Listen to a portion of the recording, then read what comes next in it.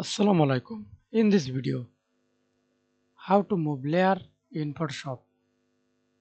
First of all, open your Photoshop, then click and select. See this auto select or click select as you wish. I do not use this. Click layer select, then move layer. Okay, and another way to move layer for another file. Now see this, select this layer,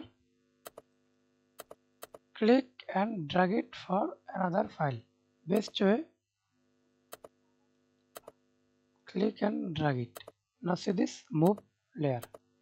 Thanks for watching video. Please subscribe to my channel, like, comment, share.